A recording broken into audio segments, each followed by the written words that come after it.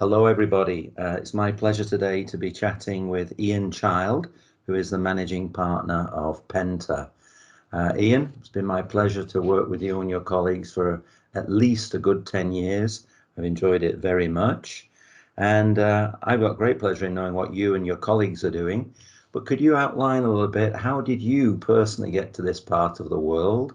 And what does Penta do? Okay, Danny, good afternoon. Good to speak with you again. Listen, I was one of these classic cases of a secondment out to Central Europe for a limited period of time and never went back. So that was back working for, I started with the Big Four at accounting firms in London and was sent out on a secondment. And yeah, this was back in the late or mid to late 90s.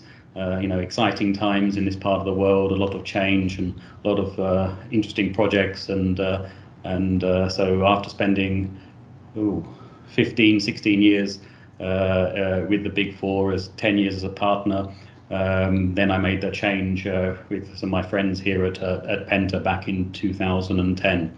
But I also have some family connections to the region. My mother is Czech, and so I have some family in the Czech Republic, which also gives me a little advantage on the language side. So I could kind of speak a bit of Czech and so and Slovak, etc.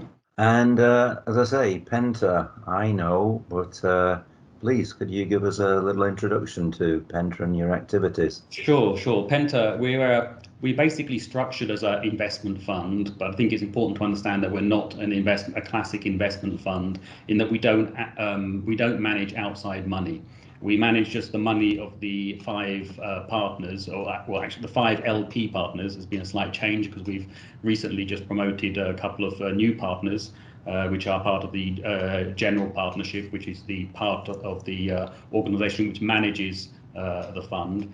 So, but basically we still have, let's say, five core, what are called limited partners, which provide the capital for our business. And so we don't manage any third party money. And the only reason kind of that makes us a little bit different is that in relation to our investment cycles. Yeah. So we don't have a fund where we've taken some money from outside parties and we kind of invest it and then we have to give it back after usually, a usual kind of investment fund would, after 5 to 7 years, want to return the money and start a new fund. We're not like that, so we're effectively an evergreen fund, and so hopefully that means that we take a more of a long-term strategic view on our assets. Right. But Penta grew up obviously in the like as I mentioned, in the late 1990s, early 2000s, when there was a lot going on in this part of the world, and we ended up with a very, very wide portfolio of businesses and it was all highly opportunistic as those times allowed. But then actually when the guys asked me to join, it was also because they realized that what made them super successful in the past wasn't going to make them successful in the future, and they needed to change the strategy. And as I said, when I came along, we kind of agreed with the guys that we've kind of got too much, and the less is more kind of syndrome or focus is everything, and all those kind of cliches you can think of. And we decided that we've got some great businesses, we've got some not so great businesses, we've got some big businesses, we've got some small businesses, but we want to be active managers in our businesses. And so it was important for us to, let's say, take a look at that portfolio and decide which companies we could be good custodians of and good shareholders. And obviously that definition of good was quite simple. It was, we wanted to stay in businesses where we feel we can continue to add value to them.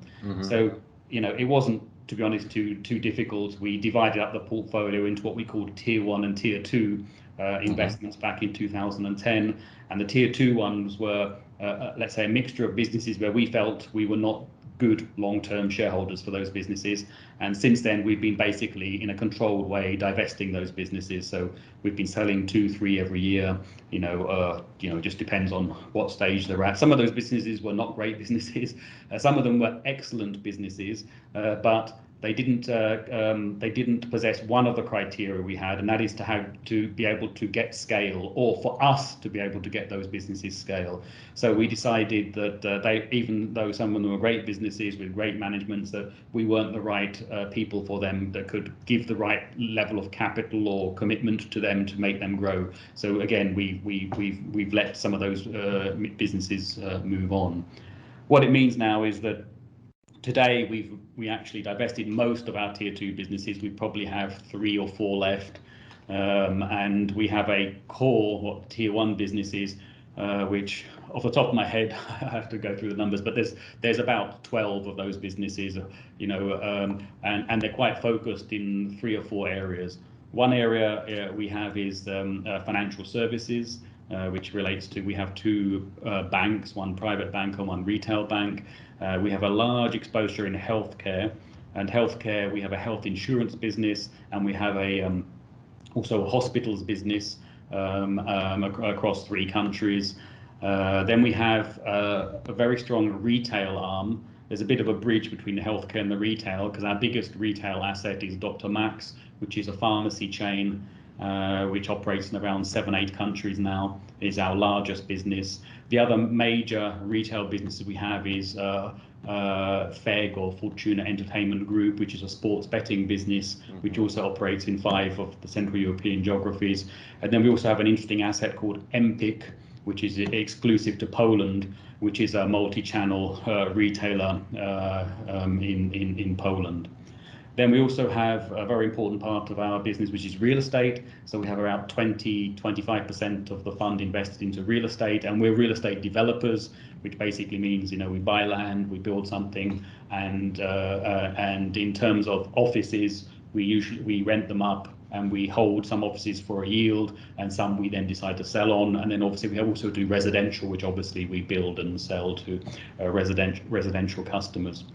The other area we have, which is basically, we have quite an interesting or smaller exposure in media and in various media assets, but that's only in the Czech and Slovak Republic. And then we also have some manufacturing businesses, but most of our manufacturing businesses were kind of tier 2 businesses, and there we've going through this process of divesting them. One manufacturing business, we have a very successful joint venture with Norsk Hydro in the aluminium sector, and that is one that we will retain long term. But most of our other actual manufacturing businesses, we have disposed, or actually we're in the process of disposing. Actually, this year we signed a deal to sell our meat processing business, which is in Hungary and in Slovakia, to Smithfields, which is the large US-Chinese-owned meat processing business. We also have quite an interesting frozen food distribution business and manufacture in Poland, Iglotex, which is quite a large business as well, and we will probably dispose of that in 2-3 years' time. And that will probably, and then we have Aerovodochody, which is our Czech aerostructures business, a very tough business, but we will probably divest that this year as well, which will kind of conclude the tidy up of our portfolio. So as you can see, it's still relatively broad, but much less broad. And just to answer the question on where we operate, operate primarily, those businesses are in Central Europe and mainly in Poland, Czech Republic, Slovakia, Romania, Croatia, Serbia. Dr. Max is also in Italy as well, so we have some small Western European or exposure as well. Ian, what you told me there, you've heard me speak as well, and I speak to so many people, and diversification is a little bit of a cliche. You spread the risk and everything. Okay, it may have come by hook or by crook, an accident, and opportunistically in the past, but from the diversified point of view, you seem to be in a very sweet spot. I hear what you're saying about tier 1, tier 2. Just the question is, do you find this diversification, aside from the focus you talk about, but is it a benefit in times like this to be spread reasonably well like you are? Well, of course, I think in these obviously current times, we've been quite lucky, I would say, because most of our businesses have been less affected directly than maybe others. Obviously, if you're in, I don't know, the hotel business or you'd be probably in a lot of trouble, or in the tourism business. Obviously, that's an area which we are not in. So yes, I mean, look, when we decided to choose which businesses to focus on, I mean, there was, let's say, some quiet thought process behind it, and I suppose there is a common theme between our businesses, in that we do like, as I mentioned, a lot of the manufacturing. We basically have been divesting, so we do like the multi-channel retail related businesses. So look, the financial services, our main bank is a pure multi-channel retail bank, focused on the customers. In fact, I would say that our sports betting business is extremely similar to the banking business. Yeah. We have 70-80% of our clients who operate or interact with us online only, but they still like the branches for a certain amount of interaction. You like to go and see your bank on the high street, but you probably only go and visit the high street branch once a year, maybe, or twice nowadays. And so even though those businesses seem very, very distant from each other, they are very similar. We have online deposits in the sports betting, just like you do in banking, and how you interact with the customer is mainly through the mobile app. And then obviously, if you look again to Dr. Max, obviously that is primarily still a brick and mortar retailer. But again, obviously, just like everybody else is experiencing, the online part of the offer is extremely important and is growing extremely fast. And not just maybe the online purchases, but we really do like, and we still believe there's a long way to go on the multi-channel strategy. So, people doing the click and collect, they may still want, if you've got a headache and you need some aspirin, you don't want to wait for some courier to come to a day later to get that aspirin, but you can go on the app, reserve whatever the medicine you need, and then just run to any of our pharmacies and pick it up, and it'll be waiting there, already paid for, packaged, and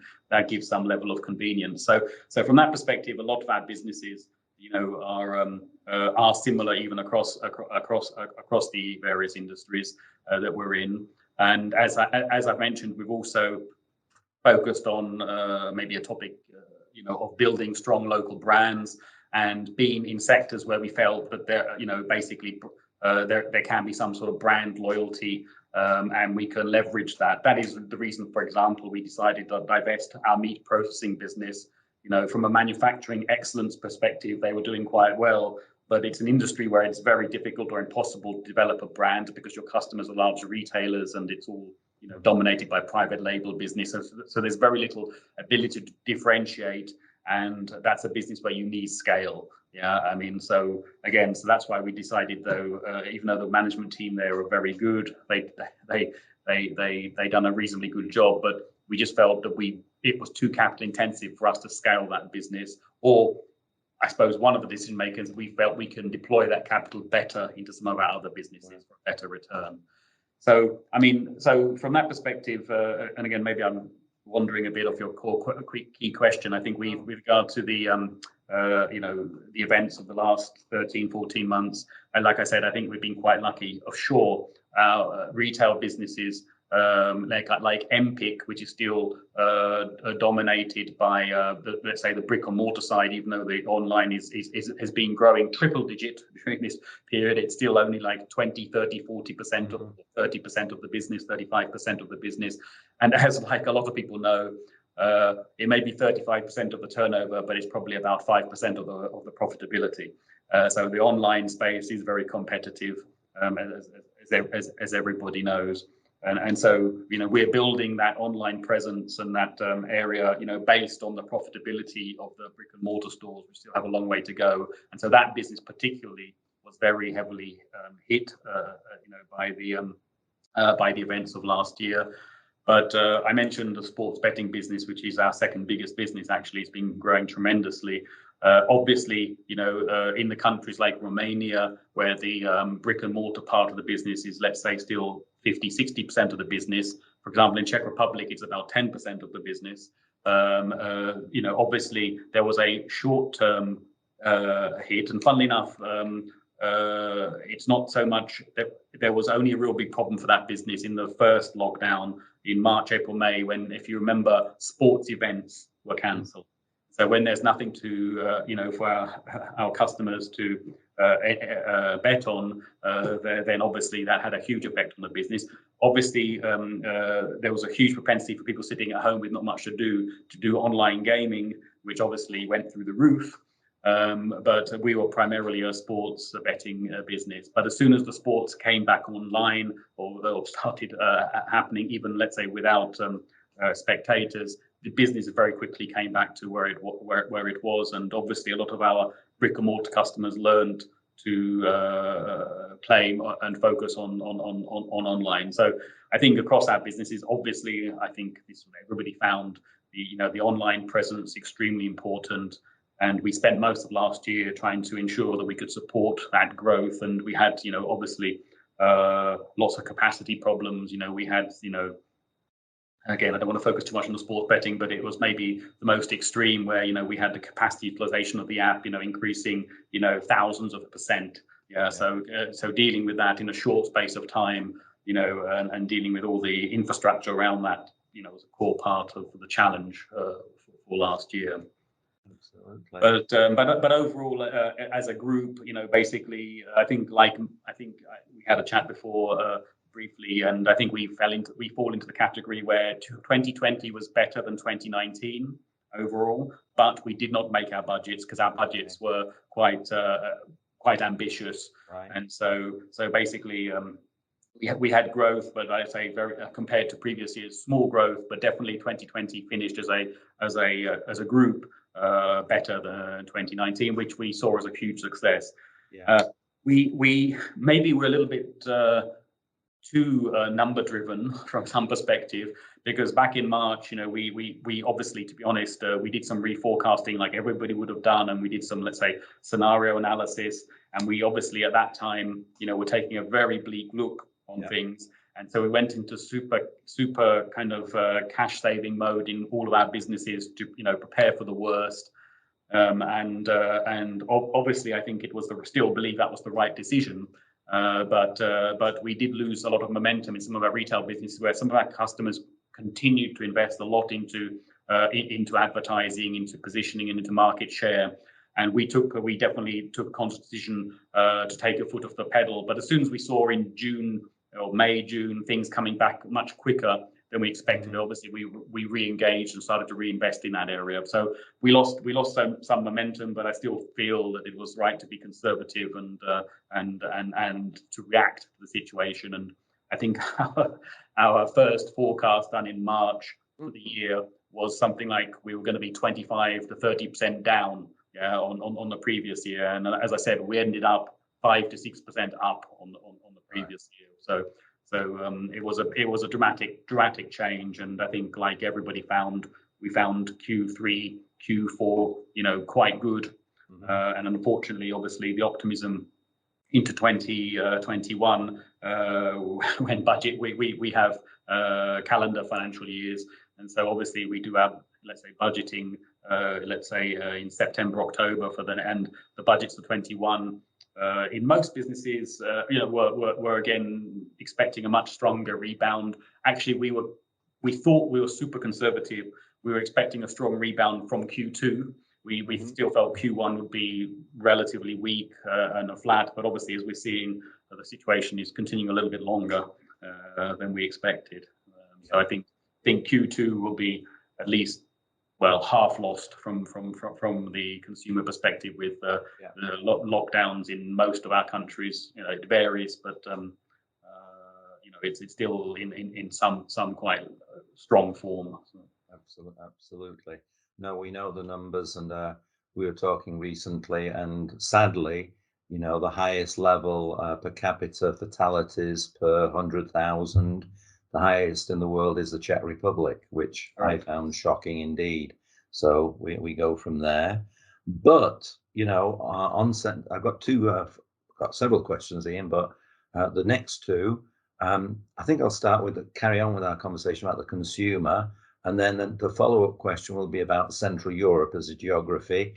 how I think, and I think you share this, that Central Europe comparatively, when you're talking with global investors, compared with Africa or whatever, what's it like? But at the moment, you did address this quite a bit, but I'd like you to maybe elaborate more with the consumer for your businesses and, all those different routes that you have to the consumer. Obviously, lockdown is an aspect, but how are and you mentioned brands in passing, how are your consumers shaping up? Are they very much price sensitive or brand focused or both? And what does that mean for the mid-range and any other dynamics you see? Yeah, well, I mean, from that perspective, just trying to think, I don't think too much has changed because of of the COVID situation. I mean, as I think is obviously well known, and that the consumer is quite price sensitive, and discounting is a significant part of a lot of our businesses. Where it's probably most relevant in Dr. Max and the pharmacy, which is basically a kind of leading discounter in that. So it's obviously a large part of the business, and we don't. I don't think, to be honest, I'm just thinking across our portfolio, we don't have too many premium type brands in our portfolio. Right. So we are very much mass market. So we're not that specialized from that perspective. But I mean, I don't think we've seen any significantly larger shifts in that area. As I said, Central European markets, I think in general, are very price sensitive, and so I think we have adapted to that, and that hasn't really changed. Okay, but one of our chocolate companies in the recent past, they were talking about 10, 12 years, 15 years ago in Poland, and they said the Polish consumer became the German consumer in 1 year, whereas it took the German consumer a couple of generations to become the price-sensitive Bavarian. So for sure, and that's not changed, and I don't think it'll ever reverse.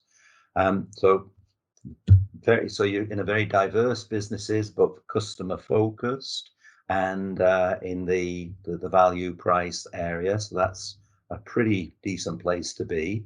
Overall, you know the business world globally, and you're talking with people who are doing business in Western Europe, Dr. Max a little bit in Italy and that. I've been privileged to bang the drum about Central Europe for a long time. I've spoken with a couple of hundred people the last 9 months or so, and the constant theme, and even in recent weeks, has been, that our business in Central Europe, Danny, is number one in the world or in the top 3, etc., etc. Now, I don't want to whitewash the region or talk about, it's not easy peasy in any way, but when you're talking with international colleagues, do you get the sense you're in a very nice geography? And then I suppose a follow-up question about that would be, when you're daydreaming with your colleagues, do you think of, going to Spain or Russia or Peru? Yeah, look, I mean, obviously we speak to a lot of colleagues in other businesses in Western Europe. I mean, in relating to our businesses, and we've tried to make, and that's something actually COVID disrupted a few quite significant acquisitions that we looked at in Western Europe recently. I mean, in Italy, we're kind of building the business organically, but we've looked at some businesses, and so it's hard to generalize, but sure, there is. I mean, from a margin perspective, but mainly because of cost, Central Europe is still quite a good place to be, I think, overall. And we touched on brands. We think our brands play quite well, locally, and that's one of the reasons we've decided to stay in those businesses where we felt there is good brand affinity, and it's not so easy for somebody just to come in and take that market share with, let's say, even a global brand, because those sectors where we've chosen are quite specific, and so we found that with the brand you can protect some sort of level of margin as well. So yeah, so I think in general I would agree with your statement. Central Europe still seems to be a pretty good place to be. It still has, let's say, maybe not as significant as a few years ago, but still significantly more growth potential. When you're in general than Western Europe, maybe before it was double. Now I would say maybe it's a third higher than Western Europe in most areas. So it's still it's still somewhat better. Sorry, what was the second part? Yeah, sure. It was just on a teasing question in a way, Iain. We talked about Western Europe there. On the right-hand side of the map, you've got Mother Russia, and we've talked about that in the past. But Turkey, further south in the Balkans, Middle East. I can well understand what your answer might be, but I'm still interested. Yeah, well, sure. I mean, look, as I think a couple of my colleagues, studied in Russia, fluent in Russian, but for some, we have been historically, a little bit before my time, had some very small, let's say, businesses in east of our geographies, and I don't really want to, just kind of. Maybe there were different times then, but I think we felt back then we were unsuccessful in all those businesses, and we found it very hard to do business from that perspective. And maybe we just had the wrong people at the wrong time. So I don't really want to make a broad judgment but for us, I suppose, back in those times when we had those businesses, we just had much better, safer opportunities in our own markets, even though there's obviously the big problem with Central Europe outside of Poland is that all the markets are very small. And obviously, as I alluded to earlier, we are, some of our businesses, maybe I didn't mention some numbers at the beginning, but, we have like 46,000 employees. We have around 12 billion euro of assets. And some of our business, like Dr. Max, is actually the fourth biggest pharmacy chain in Europe currently. So it's quite big, and so we have been looking, we are looking to, expand, and we've looked at several markets, but we find a lot of and obviously that's why we went to Italy finally, because they deregulated. But funnily enough, we find that's maybe one theme I didn't mention. A lot of our businesses are heavily regulated, businesses like healthcare, banking, even pharmacy, which we like actually, because we find that it makes it very defensive also. But obviously on the flip side, we find that perversely Central Europe in most cases, not all cases, is much better liberalized in a lot of these sectors than Western Europe. If I take the example of pharmacy chains, obviously many countries have quite, even geographic restrictions on pharmacies, or licenses have to be held by a pharmacist and not by, and all these kind of things. So we went to Italy when they basically opened up finally a few years ago and changed that. But if you go to many other geographies like Germany, it's really difficult. Yeah. So we're very keen to have this luxury of having a huge domestic market that we could go crazy in, but it's it's not been so easy for the sectors that we focus. And also in any business, I mean, there is this whole issue of scale. I mean, we are limited to some extent by how much capital we can deploy. I mean, even though we have if you look at it historically, several businesses two or three of our businesses, let's say, significantly outperform every year. So obviously, you could say, looking at a spreadsheet, it makes sense. Well, why don't you get out of all the other businesses and deploy all your capital into those? But then you've got the whole issue of the diversification, and which we like very much. And so, it's a balance. Yeah, I think we've reduced the diversification from the, let's say, haphazard 30, 35, 40 businesses we had back 10 years ago, and we've reduced it by 2/3. But I think, as I mentioned, we're going to bring it down a little bit more. But I think we're close to where we like to be with regard to, having some sectors that balance each other. Anything from, let's say, the healthcare businesses, which, obviously by their nature should be resilient even through recession, because unfortunately people will, always need those kind of services. And to maybe offset some of the more cyclical retail-related businesses, which are based on consumer sentiment. Yeah. Right. No. Also, Iain, while I'm Russophile and like some of your colleagues historically, the track record of investors and funds doing well in Russia is pretty limited as well. So, it was just for clarification and so on. I've got two follow-up. Perhaps my last question, but I've got one more before that, will be about human resources talent. And I did know that you have so many employees, but just as a lead in towards the end, We've talked a lot about last year and this year currently. Your comment about Central Europe, getting closer to Western Europe business results and modus operandi is well taken. I look at the numbers for growth and consumption, everything in Central Europe from 22 to 25, 30, a little bit finger in the sky kind of thing. But nonetheless, it looks pretty good. And we've got the EU funding, which is going to generate a lot in investment, industrial and infrastructure and so on. So certainly at the economic side and maybe on the wages consumption side, Central Europe, will hold a relative advantage. Are you and your partners and colleagues medium long term, let's say 2030? You've talked about long term, and I knew that, and I appreciate it very much. Are you not arrogant or overconfident about it, but are you quietly confident about the next 5 years or so? It's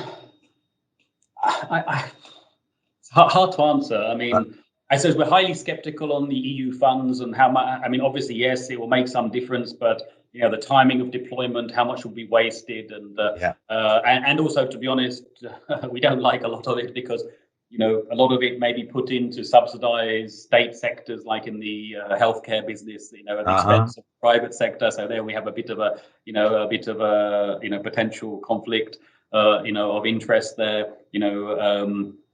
Obviously, there we're finding that in a lot of the first drafts of these reports, we've seen obviously a strong bias by the governments to, which I can understand from a political perspective, to put all the money into the state sector and not into all the players in the business, which obviously create quite a disadvantage for us. But yes, I think overall we are, I don't want to say quietly confident, but I think we still see there is good growth in all our markets. I mean, if we look, we've obviously I mentioned, our planning cycles. I mean, we obviously do 5-year plans for our businesses, but as with everybody, anything beyond 18 months is let's say more strategic in direction. But still, I think we still see our businesses having the ability to grow a lot in the next 3 to 5 years. Yeah, I mean, a lot means 50%, 70%, but that's based a lot of business on the fact that some of those businesses we feel have really got momentum, excellent management teams, and will be growing faster than the market will be growing. They will be taking market share. Exactly. That's our ambition. Obviously, we'll see what will happen in reality. So yes, I think we are, relatively.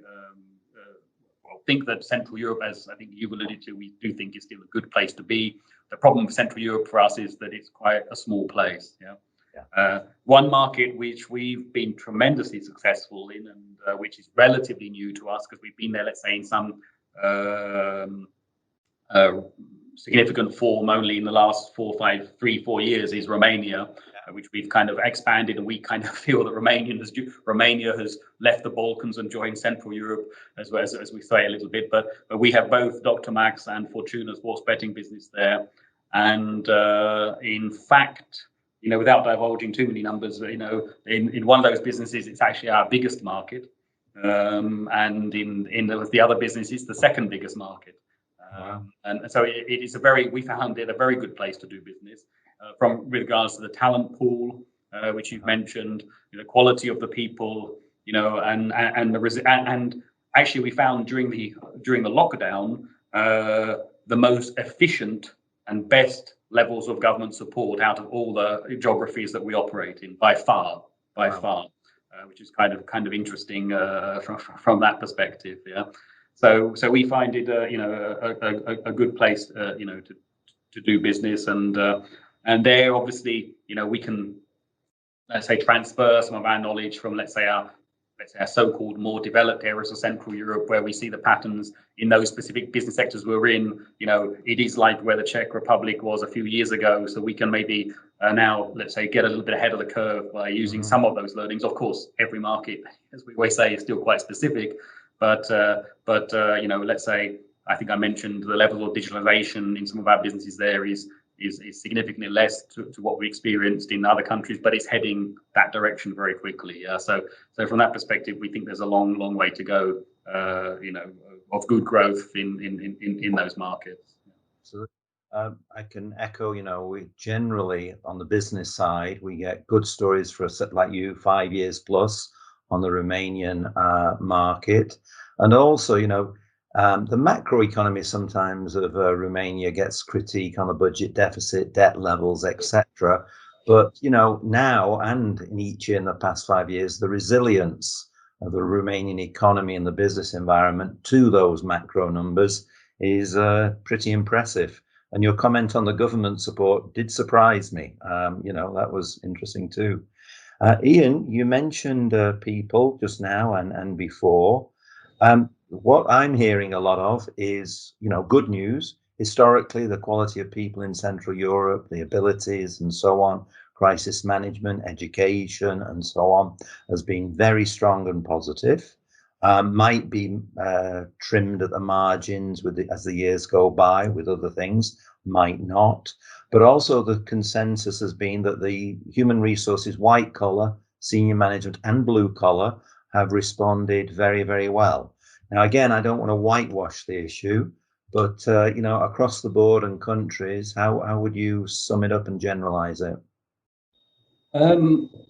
Yeah, I mean, without a doubt, I mean, the vast majority, we do still have a few key business leaders that are non-Central European, but I would say the vast majority are now Central European, and obviously, talent pool is excellent from that perspective. Yeah, I mean, I suppose in the couple of areas where, but I think.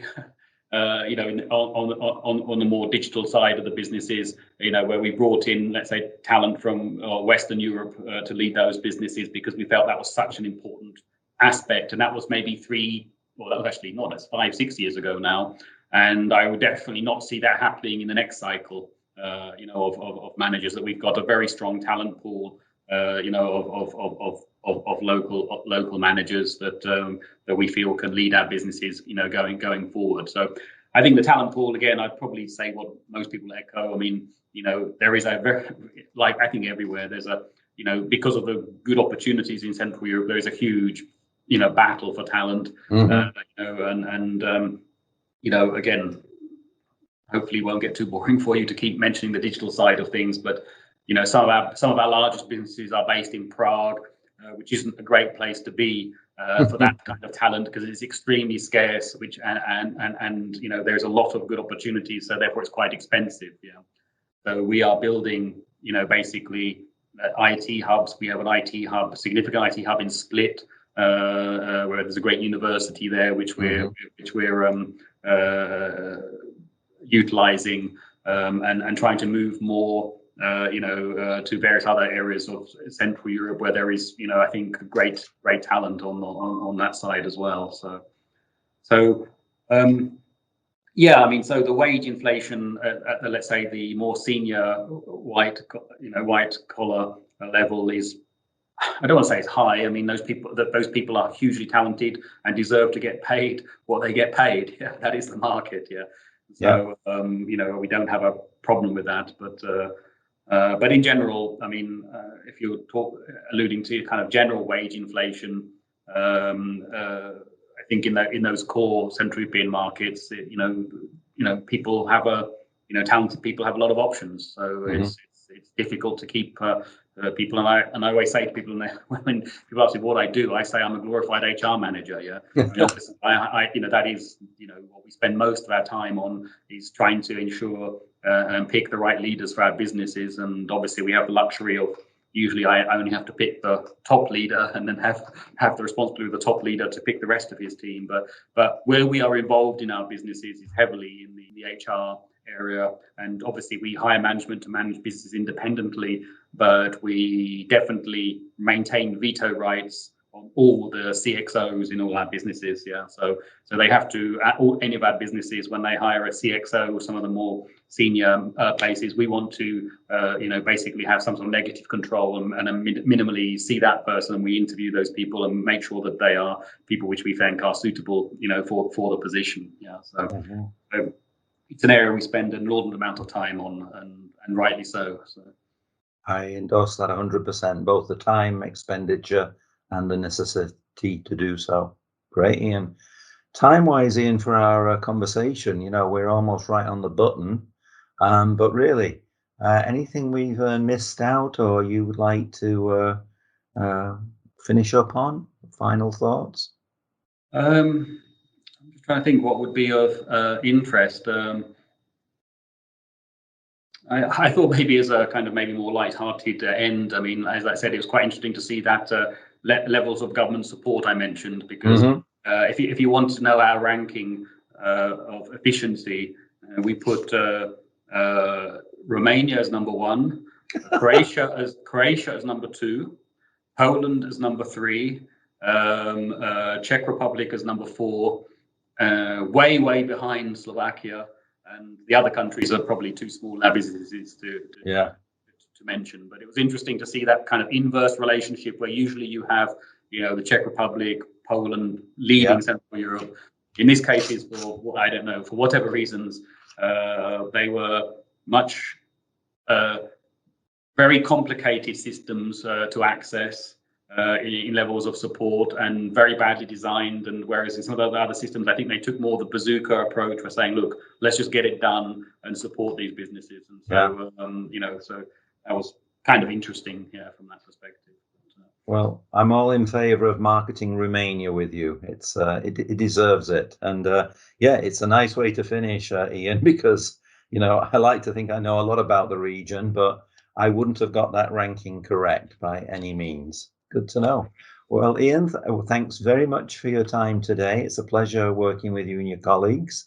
As you know, and I want to let all our audio listeners know, we'll be distributing this shortly, and we know a lot of people listen to it and enjoy it.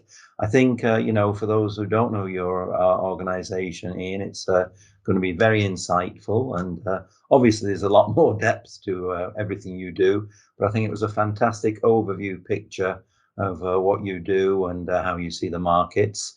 And you did underline a couple of times the long-termism, and I think that's a key factor for success. So good luck to you, and thanks for your time today, Ian, and we'll close there. Great. Good to speak to you again, Danny.